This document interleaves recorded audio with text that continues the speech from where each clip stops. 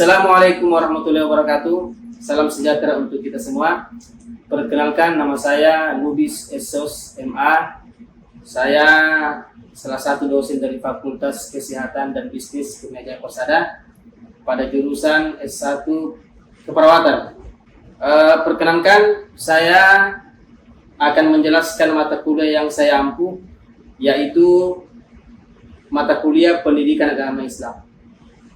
Video ini dibuat untuk memenuhi salah satu persyaratan sertifikasi dosen 2023, yaitu pernyataan dari dosen dalam unjuk kerja Tridharma Perguruan Tinggi, khususnya di aspek pengajaran. Baik, saya akan memulai deskripsi mata kuliah saya, yakni Pendidikan Agama Islam. Deskripsi mata kuliah Pendidikan Agama Islam ini yaitu bagaimana membentuk sikap, kepribadian, keterampilan mahasiswa dalam memahami, menghayati, dan mengamalkan nilai-nilai Islam dalam kehidupan sehari-hari. Kemudian mahasiswa menjalankan agamanya dalam kehidupan sehari-hari. Mata kuliah Pendidikan Agama Islam ini yaitu membentuk sikap, kepribadian, keterampilan mahasiswa dalam memahami dan menghayati nilai-nilai Islam dalam kehidupan sehari-harinya. Kemudian capaian pembelajarannya, yakni mahasiswa ke depan akan menjadikan nilai-nilai Islam dalam setiap kehidupannya, baik itu bekerja, baik itu dalam bersosialisasi, berbangsa, dan adapun capaian pembelajaran ini adalah yakni mahasiswa memiliki visi yang jauh ke depan serta komprehensif mengenai konsep hidup di dunia hingga mereka bisa hidup pada jalan yang benar sesuai petunjuk Allah SWT dan mampu mengamalkan nilai-nilai Islam dalam kehidupan sehari-harinya. Adapun bobot mata kuliah ini yaitu berjumlah 2 SKS, yang mana 2 SKS ini itu 16 kali pertemuan, yang mana 16 kali pertemuan itu ada ujian tengah semester di pertemuan ke-8 dan ujian akhir semester di pertemuan ke-16. Kemudian untuk metode penilaiannya yaitu kehadiran itu 10%, kemudian tugas 20%, UTS 30%, dan ujian akhir semester 40%. Kemudian kemampuan yang diharapkan adalah kemampuan yang diharapkan untuk mahasiswa yaitu bagaimana kemudian mahasiswa memahami konsep dasar manusia, ya. Kemudian bagaimana mahasiswa memahami bagaimana pandangan Islam terhadap aborsi, bagaimana pandangan Islam terhadap keluarga berencana, kemudian bagaimana pandangan Islam terhadap pernikahan dalam Islam. Selanjutnya, untuk metode dan bentuk pembelajarannya yaitu dengan cara ceramah, diskusi. Kemudian metode dan bentuk pembelajaran yang saya laksanakan adalah dengan cara ceramah dan diskusi kelompok. Saya kira inilah rencana pembelajaran semester atau RPS dari Pendidikan Agama Islam. Semoga bermanfaat. Terima kasih. Wassalamualaikum warahmatullahi wabarakatuh. Assalamualaikum warahmatullahi wabarakatuh. Waalaikumsalam warahmatullahi wabarakatuh. Alhamdulillah rabbil alamin. Allahumma shalli ala sayyidina Muhammad wa ala ali sayyidina Muhammad. Alhamdulillah, pada kesempatan kali ini pertemuan kita yang kedua dari mata kuliah Pendidikan Agama Islam. Insyaallah pada kesempatan kali ini kita akan melanjutkan diskusi kita, yakni tentang konsep manusia menurut Islam. Manusia dalam kepercayaan agama Hindu, manusia itu adalah manusia pertama, penciptaan manusia, dan dia manusia. Ya, kalau bahasa kita ya manusia yaitu ya sekarang yang adanya jasad dan ruh. Jadi kita itu ada jasad dan ruh. Manusia ada sekalian itu dikatakan manusia karena ada dua sesuatu yang bersama, ya, yaitu jasad dan ruh. Bila mana jasad dan ruh itu bersama maka dikatakan dia manusia. Kalau salah satunya tidak ada,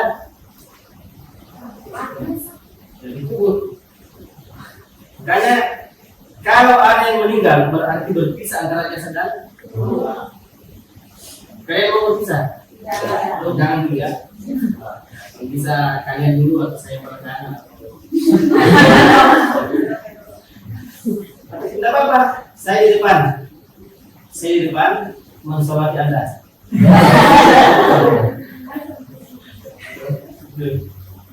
Ya, ada sekalian. Di dalam Al-Quran, manusia itu Allah Subhanahu Wa Taala memanggil kita manusia dengan 3 panggilan. Ya, kalau saya di rumah itu, baik nama saya. Nama saya di rumah itu ayah. Ayah, kalau anak pertama saya dan anak kedua saya itu memanggil ayah. Kalau anak terakhir saya, papa. Beda. Untuk menama dia papa. Tapi kalau saya pergi ke masjid, saya berubah menjadi pak imam. Kemarin saya takziah mengaji, bukan lagi pak imam, ustaz.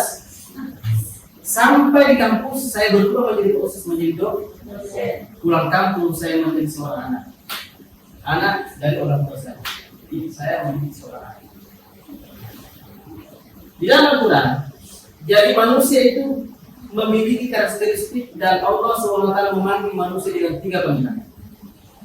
Yang pertama, Al-Bashar. Ya, Al-Bashar. Kemudian Al-Insan. Bukan insan. Kemudian Anas.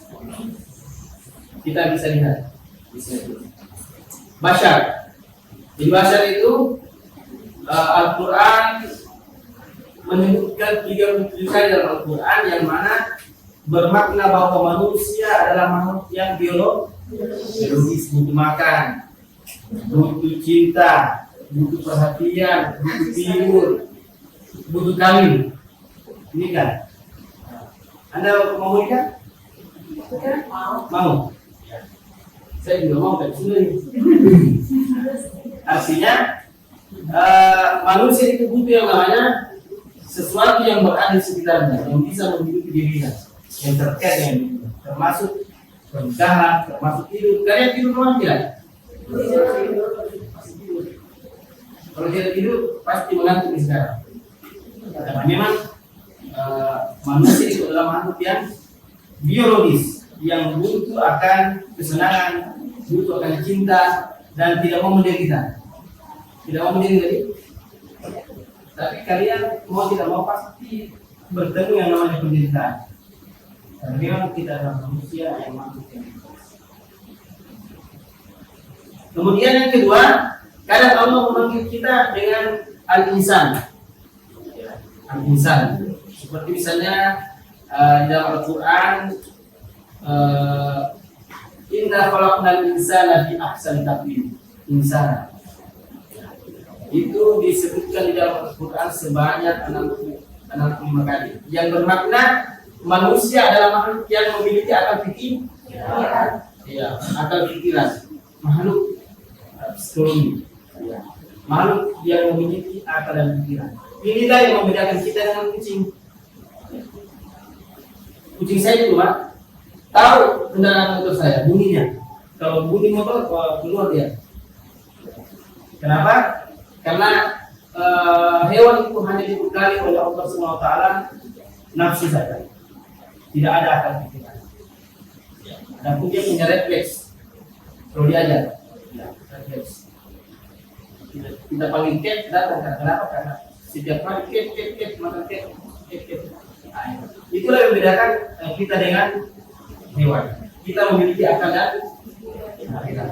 Makanya karena kita memiliki akal dan pikiran, itulah sebabnya kita diberikan atau dimintai pertanggungjawaban oleh Allah. Karena kita begitu. Tadi ada sekali. Kita tidak di mana warna merah dan biru ya. Kita ya. Karena ada panca indera kemudian akal. Kita juga bisa membedakan bahwa kalau kita disakiti dan menyakiti beda ya. Beda yang menyakiti dan disakiti. Mana posisi mana yang kalian suka? Menyakiti atau disakiti? Tidak kedua? Itu membuktikan bahwa Anda adalah manusia yang berpikir. Karena kalau kita berpikir, pasti tidak mau disakiti, tidak mau menyakiti. Karena berpikir bahwa kalau kita menyakiti orang, bagaimana perasaan kita kalau kita disakiti sama? Kita bisa langsung mengambil posisi kita. Itu makna yang kedua, bahwa di dalam Al-Quran kita dipanggil oleh Allah SWT dengan makna al-insan. Kemudian yang ketiga, di dalam Al-Quran kadang Allah SWT memanggil kita dengan An-Nas. Ini banyak sekali, 240 kali. Bismillahirrahmanirrahim. A'udzu birabbin nas, malikin nas, ilahin nas. Ya ayuhan nas, wahai manusia. Kenapa bukan ya ayuhal bashar? Kenapa bukan ya ayuhan insan? Kenapa ya ayuhan nas? Ini menandakan bahwa kita tidak bisa hidup tanpa bantuan. Kita adalah makhluk sosial yang mana satu individu dengan individu yang lain itu terikat dan saling berkait. Mama, baju yang kalian pakai itu buat sendiri atau mana?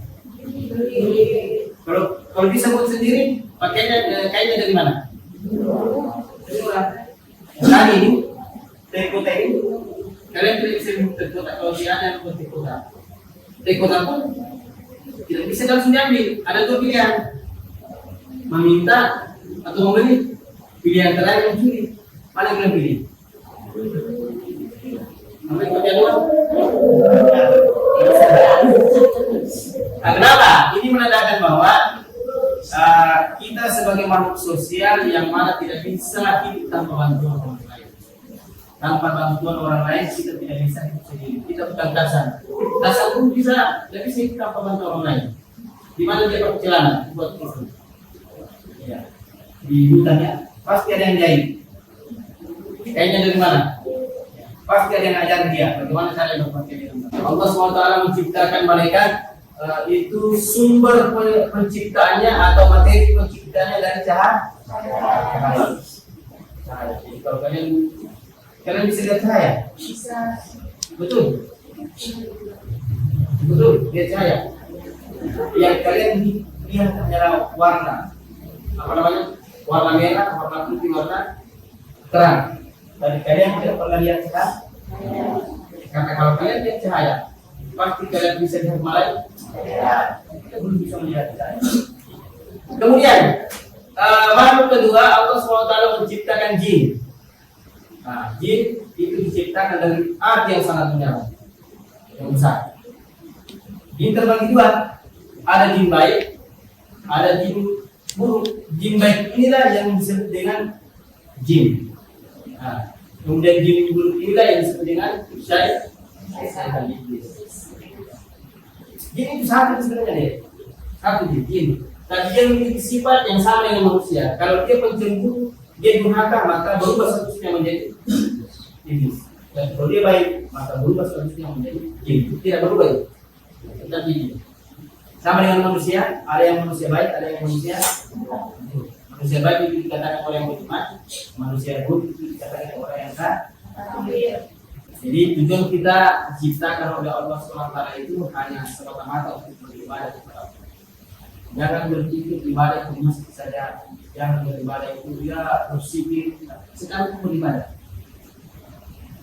Sesuatu yang dilakukan dengan ucapan Bismillahirrahmanirrahim yang mengharap kepada Allah SWT, maka itu pun bisa menjadi ibadah. Bahkan menyebut ibadah, menyebut ibadah. Jadi manusia itu memiliki tahapan-tahapan penciptaan yang mana cara Allah SWT menciptakan Adam tentu berbeda dengan kita. Ya, yang pertama cara Allah SWT menciptakan manusia yaitu dengan cara menciptakan nenek moyang kita, yaitu bisa dilihat bahwa Allah SWT menciptakan bahan bakunya Adam dari tanah, jadikan patung. Setelah patungnya selesai, maka Allah SWT menunjukkan ruh kepada patung itu sehingga hidup lagi bernama Adam alaihissalam. Itu yang pertama. Kemudian cara Allah menciptakan manusia yang kedua adalah diciptakannya Siti Hawa. Itu Siti Hawa berbeda juga karena diambil tulang rusuknya itu Adam, kemudian berubah tulang rusuk itu menjadi Siti Hawa. Ini moyang kita. Jadi pada asalnya manusia laki-laki dan perempuan itu tidak, ya sebenarnya saling terikat ya. Makanya laki-laki itu sangat kecil pada perempuan karena memang ya tulang rusuk yang hilang. Begitupun perempuan sangat kecil pada laki-laki suaminya. Kenapa? Karena saya terlahir dan tulang rusuk ada hilang. Gitu ya. Jadi seperti itulah Allah SWT menciptakan Siti Hawa itu dalam bentuk tidak seperti Adam alaihissalam. Dia itu diambil dari tulang dirinya Adam, kemudian lahir dari sebagai manusia. Kemudian yang ketiga, nah ini tadi yang ketiga inilah yang sama dengan kita. Harus ada suami dan istri. Harus ada pasangan. Yang pertama syaratnya harus ada pasangan. Kalau saya sendiri bisa lain-lain. Bagaimanapun caranya, saya sendiri tidak ada pasangan, tidak bisa lain-lain. Paling perut itu juga saya. Tidak bisa jadi anak. Begitu pun perempuan. Harus ada pasangan. Caranya pasangan adalah harus menikah. Harus menikah dulu bos. Karena banyak sekarang itu yang menikah duluan, yang kawin duluan baru menikah. Kawin itu dalam bahasa biologis berhubungan seksual. Itu kawin. Makanya jangan bilang sudah menikah kawin deh. Bahaya kawin. Kawin itu hubungan seksual dalam bahasa biologi. Yang betul adalah sudah menikah. Jika itu dijalankan, kalau sudah menikah, orang sah. Saya sering menikahkan orang. Kayak saya nikahkan engkau. Tapi saya tidak kawinkan. Karena kalau saya kawinkan bahaya. Saya pernah kasih 47, dia sudah tahu. Saya nikahkan engkau, bukan saya nikahkan dan kawinkan. Kawinkan itu bahasa itu. Harus terjadinya antara sel sperma dan mania. Harus terjadi yang namanya sikot. Bertemunya antara sel ovum dan sel sperma, kemudian terjadilah sikot, kemudian membentuklah dia segumpal darah, kemudian daging, kemudian tulang, kemudian dibungkus lagi, kemudian lahirlah kita. Itu artinya kita berbeda dengan Adam. Kita berbeda dengan Adam tidak, dia pakai batu. Adam Hawa beda lagi, ditarik saja. Kalau itu tidak, harus ada bapak dan ibu. Saya lahir daripada hasil kerja bapak ibu saya. Dengan secara Islam. Alhamdulillah perkuliahan kita sudah selesai. Nanti sebelum selesai, saya ingin bertanya kepada siswa apakah ada yang mau ditanyakan atau bagaimana, ada yang kurang jelas dari pembahasan saya. Dari pertama sampai akhir, ada yang bertanya?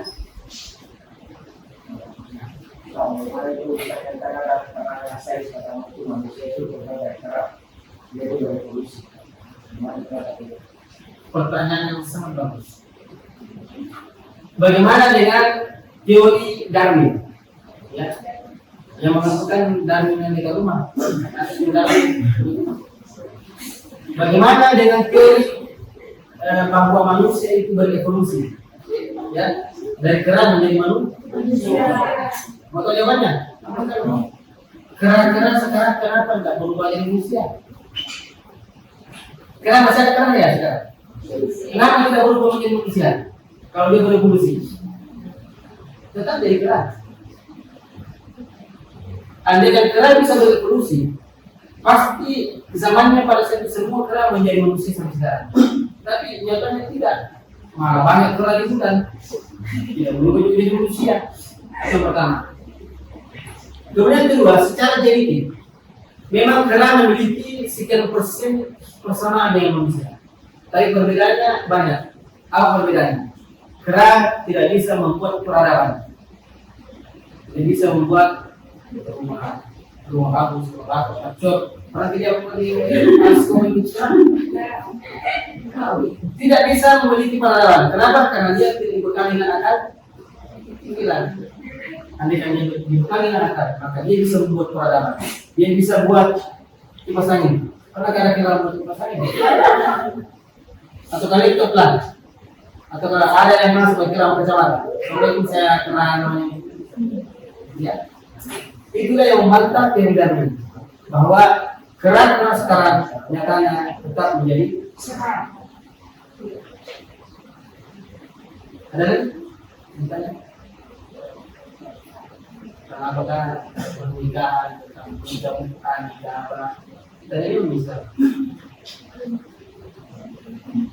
Saya kira ada ya. Ya. Alhamdulillah akhirnya kita sudah menyelesaikan kita. Semoga apa yang saya sajikan bisa betul-betul dipahami oleh kalian dan bisa insya Allah diterapkan dalam kehidupan sehari-hari. Oh, ternyata memang kita manusia ini adalah makhluk yang biologis, makhluk yang memiliki akal pikiran dan makhluk yang senantiasa bersosialisasi. Baik, insya Allah pada pertemuan berikutnya kita akan bertemu lagi ya.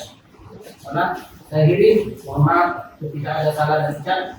Kalau yang mau dimaafkan, saya akhiri. Wassalamualaikum warahmatullahi wabarakatuh.